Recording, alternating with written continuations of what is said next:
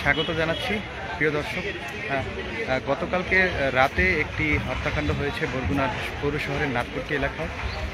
তারপর থেকেই কিন্তু এই বরগুনায় কিন্তু একটি আলোচনার সৃষ্টি হয়েছে। তা যিনি মারা গিয়েছেন, যিনি হত্যা হয়েছেন মানে যিনি খুন হয়েছেন, তিনি ছিলেন রূপলী ব্যাংকের একজন পরিচ্ছন্ন কর্মী। তার স্বামী মূলত তাকে কুপিয়ে হত্যা করেছে এবং তাকে হত্যা করার পর মৃত্যু নিশ্চিত করে কিন্তু থানায় গিয়ে কিন্তু স্বীকারোক্তি দিয়েছে তার স্বামী আবুল কালাম, যিনি আসলে এই হত্যাকাণ্ডের ঘটনাটি ঘটিয়েছে। তো আমি আছি এই মুহূর্তে বরগুনা পৌর শহরের নাটপট্টি এলাকায়। এই নাটপট্টি এলাকায় রাসেল নামের এক জৈনিক ভাড়াটিয়া, যার বাসায় ভাড়া থাকতেন আবুল কালাম এবং এই আসমা। তাদের দুটি ছেলে মেয়ে রয়েছে।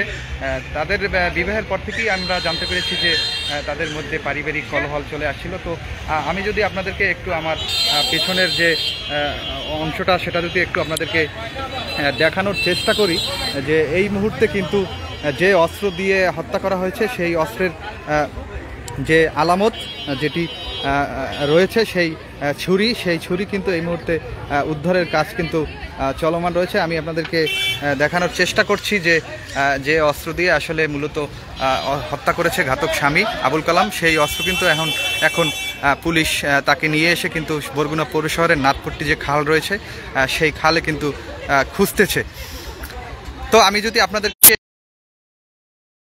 একটু ঘটনার আসল কথা জানাই, সেটি হচ্ছে স্ত্রী রূপলী ব্যাংকে চাকরি করে, সেই যে মাসিক যে বেতন তার, সেই বেতনের টাকা স্বামী চেয়েছে। সেই টাকা স্ত্রী না দেওয়ায় কিন্তু তাদের মধ্যে কিন্তু এই দ্বন্দ্বের সৃষ্টি হয়েছে, যে কারণে কিন্তু স্বামী রাগান্বিত হয়ে তাদের মধ্যে দুজনের ভিতরে ঝগড়া হয়েছে। সেই রাগান্বিত হয়ে কিন্তু ধারালো অস্ত্র দিয়ে শরীরের বিভিন্ন জায়গায় কিন্তু ছুরি দিয়ে জখম করে, যে কারণে হচ্ছে আসমা আক্তারের মৃত্যু হয়। তো পুলিশের কাছে প্রাথমিকভাবে ঘাতক আবুল কালাম মানে স্বামী আবুল কালাম যেটা বলেছেন যে তাদের মধ্যে বিয়ের পর থেকেই টুকটাক দ্বন্দ্ব চলে আসছিল, পারিবারিক কলহল চলে আসছিল, যে কারণে হচ্ছে তিনি তার স্ত্রীর কাছ থেকে কখনোই সুখ শান্তি পায়নি, বরঞ্চ বাসায় এলে দুজনের মধ্যে ঝগড়াঝাটি লেগেই থাকতো, যে কারণে হচ্ছে তিনি এই হত্যাকাণ্ডের ঘটনা ঘটিয়েছে। তো আবুল কালামের বক্তব্য অনুযায়ী তিনি তার স্ত্রীর নির্যাতনের শিকার হয়েছেন সবসময়ই, যে কারণে হচ্ছে তিনি এই হত্যাকাণ্ড ঘটিয়েছে।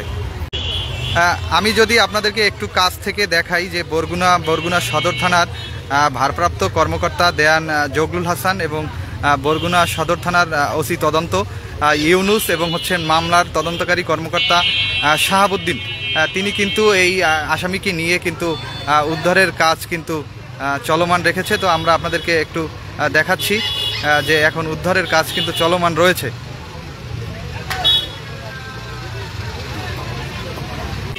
এখানে কিন্তু বরগুনা সদর থানার বিশেষ একটি টিম রয়েছে আসামিকে নিয়ে আসার জন্য, এবং হচ্ছে এখানে সেই যে ধারালো অস্ত্র দিয়ে হত্যা করা হয়েছে স্ত্রী আসমাকে, সেই অস্ত্র কিন্তু এখানে কয়েকজন দুজন পরিচ্ছন্ন কর্মী তারা কিন্তু এই জায়গায় উদ্ধারের জন্য সেই যে জায়গা দেখিয়ে দিয়েছে ঘাতক স্বামী, সেই জায়গায় কিন্তু খোঁজাখুঁজি করছে আমরা দেখতে পাচ্ছি।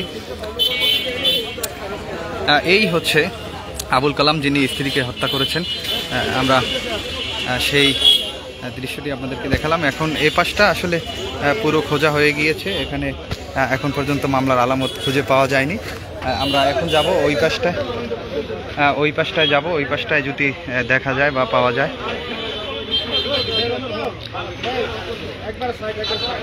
বেতনের টাকা না দেয় স্ত্রীকে মূলত কুপিয়ে হত্যা করেছে স্বামী আবুল কালাম। গতকাল রাত সন্ধ্যা 7:30টার দিকে বা 7টার দিকে এই হত্যাকাণ্ডের ঘটনাটি ঘটেছে। এরপর হত্যাকাণ্ডের পর কিন্তু সেই ছুরি কিন্তু এই খালের উপরে ফেলে রেখে স্বামী কিন্তু থানায় গিয়ে আত্মসমর্পণ করেছেন এবং পুলিশের কাছে কিন্তু হত্যার যে দায়, সেই দায় কিন্তু স্বীকার করেছেন আমরা দেখতে পেয়েছি। এখন কিন্তু আমরা আপনাদেরকে দেখানোর চেষ্টা করছি যে এখানে কিন্তু সেই অস্ত্র কিন্তু এখন খোঁজা হচ্ছে এবং হচ্ছে যে আবুল কালাম ঘাতক তাকে কিন্তু এখানে পুলিশ নিয়ে এসেছে এবং এই অস্ত্র উদ্ধারের কাজ কিন্তু চলমান রয়েছে।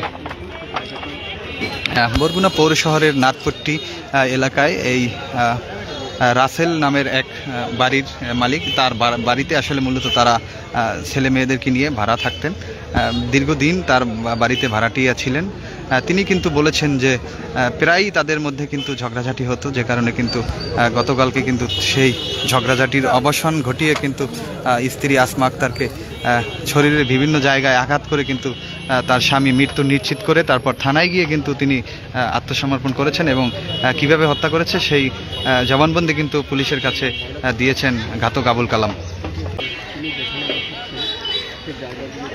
এই হচ্ছে আবুল কালাম, যে আসলে তার স্ত্রীকে হত্যা করেছে। এখন পর্যন্ত কিন্তু অস্ত্র খুঁজে পাওয়া যায়নি দর্শক, এখন পর্যন্ত অস্ত্র খুঁজে পাওয়া যায়নি। তো অস্ত্র উদ্ধারের কাজ কিন্তু খোঁজাখুঁজি কিন্তু করছে, আমরা দেখছি আপনাদেরকে যে এখনও কিন্তু খুঁজে পাওয়া যায়নি।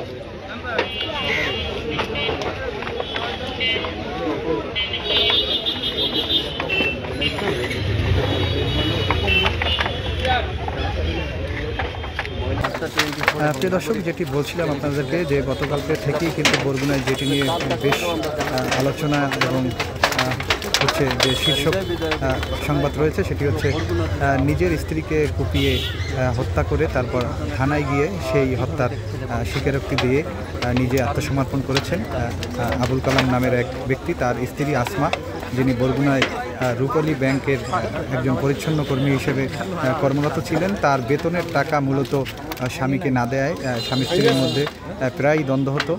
সেই কারণে হচ্ছে তার স্ত্রীকে পরিকল্পিতভাবে তিনি হত্যা করা হয়েছে। পরিকল্পিত যে কারণে আমরা ধারণা করছি সেটি হচ্ছে তাদের দুটি ছেলে মেয়ে রয়েছে, সেই ছেলে মেয়েদেরকে তার বাবা আবুল কালাম, যিনি অস্ত্র এই মুহূর্তে আমরা দেখতে পাচ্ছি যে অস্ত্র উদ্ধার করা হয়েছে। অস্ত্রটি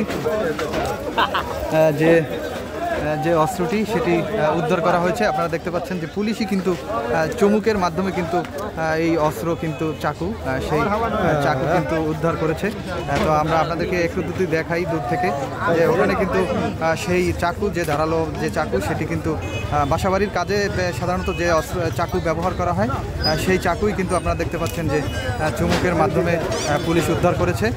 এই চাকু দিয়েই গতকালকের সন্ধ্যা 7টার দিকে কিন্তু তার স্ত্রী আসমা আক্তারকে এই ঘাতক স্বামী তিনি হত্যা করে এবং এই হত্যার মৃত্যু নিশ্চিত করে কিন্তু তিনি কিন্তু আমরা আপনাদেরকে একটু যদি দূর থেকে দেখাই যে মৃত্যু নিশ্চিত করে কিন্তু থানায় গিয়ে পুলিশের কাছে কিন্তু আত্মসমর্পণ করে এই ঘাতক আবুল কালাম।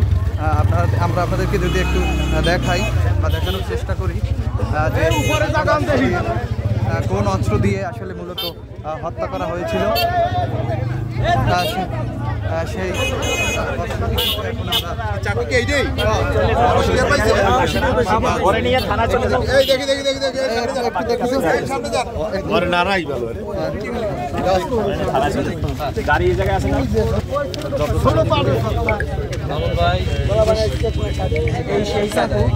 এই চাকু দিয়ে আসলে তার স্ত্রীকে হত্যা করা হয়েছে। সেই চাকুটি আমরা আপনাদেরকে দেখালাম। পুলিশই কিন্তু সেই চাকুটি উদ্ধার করেছে। এটি কিন্তু বেশ ধারালো একটি চাকু, অনেক ধারালো, যে চাকু দিয়ে শরীরে বিভিন্ন জায়গায় কুপিয়ে আঘাত করে তারপর আসমা আক্তারের মৃত্যু নিশ্চিত করেছে স্বামী আবুল কালাম। পুলিশ কিন্তু এই মুহূর্তে সেটি উদ্ধার, আমরা এখানে দেখতে পাচ্ছি যে বরগুনা সদর থানার এটি উদ্ধার করা হয়েছে।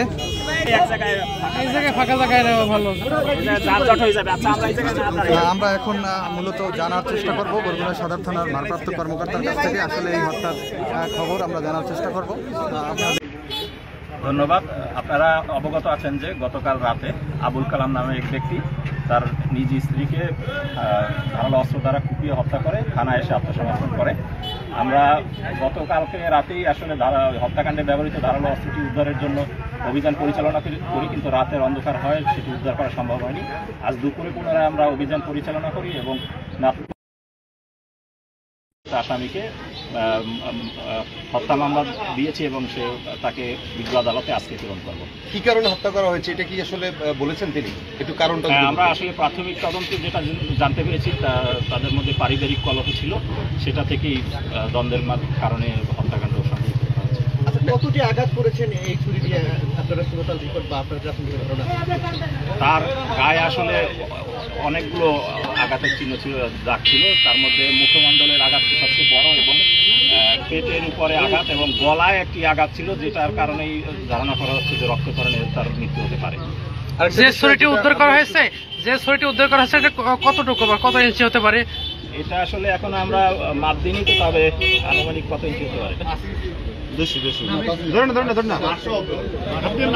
5 ইঞ্চি, বাটসহ 5 ইঞ্চি হতে পারে। 8 ইঞ্চি হবে। এখানে যে এই আমরা একটু একটা বিষয়ে জানতে চাচ্ছি যে তারা বলছে যে মেয়েলি কোনো ঘটনা বা ছেলেলি কোনো ঘটনা, পরকীয় কোনো ঘটনা আছে কিনা এই বিষয়ে একটু clear করুন। আসলে আমি আগেই বলেছি যেটা আমাদের প্রাথমিক তদন্তে যেটা পেয়েছি আমরা বলেছি। আরও এটার বিষয়ে আমাদের তদন্ত প্রয়োজন আছে, ওকে আমরা আরও জিজ্ঞাসাবাদ করবো এবং পরবর্তী তদন্তে আরও বেরিয়ে আসতে পারে অনেক কিছুই। আমরা প্রাথমিকভাবে জানতে পেরেছি যে বাচ্চাদের এই ধরনের হত্যাকাণ্ড পরিকল্পিতভাবেই হয়েছে বলে আপনাকে প্রাথমিকভাবে জানতে পেরেছি। পরিকল্পিতভাবে তো অবশ্যই হত্যাকাণ্ড হয়েছে, তাতে কোনো সন্দেহ নাই। তবে বাচ্চাদেরকে কোনো ধরনের নেশাজাতীয় কিছু খাওয়ানো হয়েছিল কিনা এটা আমরা খতিয়ে দেখবো আসলে। ঠিক আছে। দর্শক শুনছিলেন যে কি কারণে হত্যাকাণ্ড হয়েছে এবং সেই অস্ত্রটি উদ্ধার করেছে বরগুনা থানা পুলিশ। তো দেখছিলেন বরগুনার আলোচিত বিষয় যে স্ত্রীকে কুপিয়ে হত্যা করে আদালতে স্বীকারোক্তি দিয়েছে স্বামী। সবাই ভালো থাকবেন, সবাই ভোরের পাতার সাথে থাকবেন। সবাইকে ধন্যবাদ জানিয়ে বিদায় নিচ্ছি। আমি মিরাজ খান।